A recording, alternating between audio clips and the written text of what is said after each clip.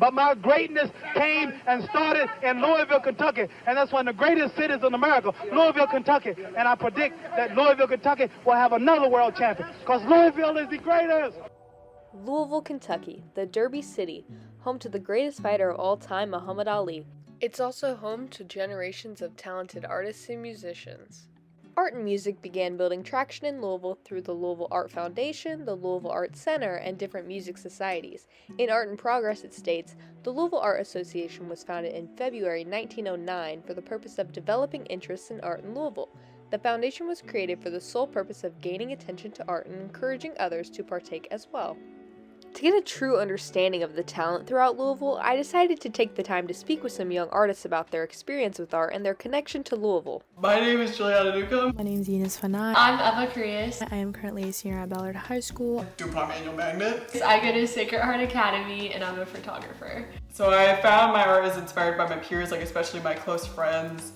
I admire their work a lot, so I take a lot of that into my own, and also the work that I consume, the things that I see, and my own personal experiences. I've been doing photography, I feel like ever since I was little. I always would carry a camera with me when I was little. My mom got me like one of those old little digital cameras so I could always play with, and I would take pictures of everything and like everyone. They were really blurry, but I didn't really take it seriously until about 2 years ago. I fell back in love with photography, and especially sports photography. Like, I've been an athlete all my life, and sports have been in my family and a huge part of my life, and so I feel like combining sports and photography, I was able to do two things that I loved at once. My favorite form of art or art style would have to be realism. I've been doing it as a kid. Progressively, I learned more about it. I love colored pencil also. That is my favorite form of media, and I use it all the time in my pieces. I am not me without colored pencil. Whenever I just have an urge to make something, it's there. It's an outlet to do so. It's like a meditation almost. It just clears my mind. I feel like it just satisfies something in me to make art. Downtown definitely has indulged my mind with a lot of artistic features and architecture. Being surrounded by so many forms of art here, I mean, like, downtown has crazy amounts of museums. My connection to the Louisville art scene, I'd say, art-wise, I do feel like I've had the ability to connect with my community and the people around me, especially through my high school. As of this year, I'm Officer of National Art Honor Society, so that's provided me with opportunities not only to volunteer in the community, but it's also focused on art-based volunteer opportunities. The community is really close, I feel. I know that I've met a lot of friends on the sidelines. It's a really unique community because everyone just wants to support each other. I've seen other like photography communities in different states. It's not like that, so I think it's really cool, and everyone kind of has like a love for that. These three artists all won awards through the Scholastic Art and Writing competitions. What was that experience like for you? Seeing my artwork in the KMAC was really exciting. I took my mom to see it after the opening day, and it was just super sweet seeing my mom check out my artwork. I have been applying to Scholastic since 8th grade, I want to say, and the first time I submitted like one piece and got an honorable mention, and I thought it was the coolest thing ever. And now I have actually been nominated for American Vision nominee, so that stunned me. I've done Scholastic for 2 years now, junior year and currently now senior year. Scholastic was the first program where my art was put in a gallery. I was honestly very nervous because I felt like I would be criticized for my art, but being surrounded in such a creative community with a bunch of amazing artists, I felt very included. Aside from her work being displayed in Schneider Hall of U of L, Eva had an impressive achievement. Recently, I had the opportunity to be a part of the Shining the Light in Women's Sports exhibit at the Muhammad Ali Center. And that was a really cool thing, going and actually seeing it and seeing how big it actually is and seeing it along all these other amazing photographs was really, really cool. And I didn't realize how big of a competition it was, but once I got there, I was informed that there was people who entered in photos from over 45 countries. and there was over 45,000 entries in it. These young artists represent the future artistry of Louisville. I loved getting a chance to sit down and talk to these young women about their art and photography. Now moving on to music. I find the Louisville music scene to be incredibly talented and super welcoming, and find a special connection there myself. I got the amazing opportunity to sit down with folk singer Scott T. Smith and ask him about his music, his influences, and his connection to Louisville. Yeah, my name is Scott T. Smith.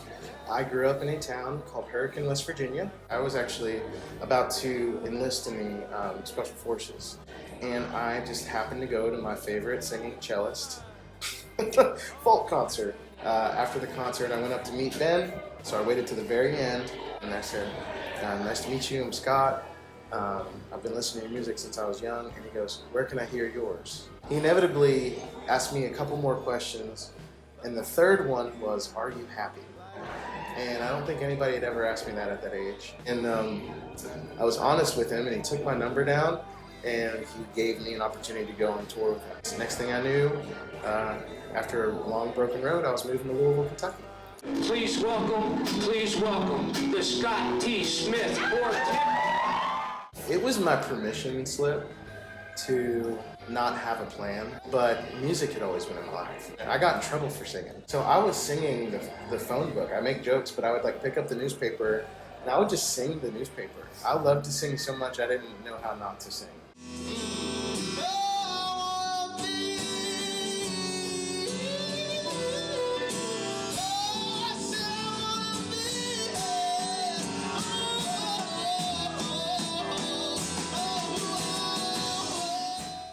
The connection I have to this scene is this connection I have to this city. I'm a member of the community. Coming from a small town in West Virginia, I didn't really understand how to live a city lifestyle. Surely enough, I realized Louisville is in the echoes of Appalachia, and that it's like a whole bunch of like country folk playing city.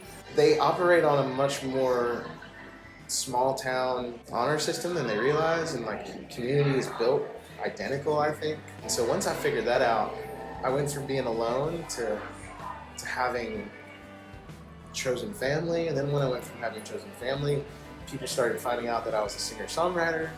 And then my album came out, and it was just this big, long hallway. I think my connection is that I just really care about this city because it has the people I've chosen to call my own.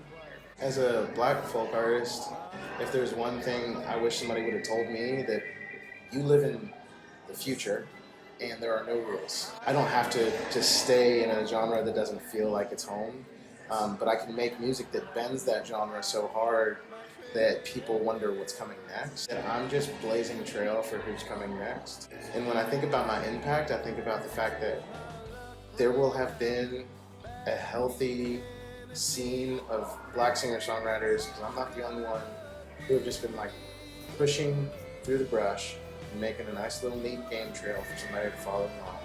My research is significant because it highlights the hidden gems of Louisville's incredible array of talents and beauty. I wanted to capture all the things I love about my hometown while uplifting the hardworking artists I know and love. Louisville's so pretty. I believe this documentary is a way to touch locals and to move them to appreciate the greatness of their ordinary city. It's Louisville, not Louisville. Louisville art and music should be uplifted, supported, and loved because of the roots and influences, the warmth of their individual environments, and the gifts and talents of every single citizen in the city.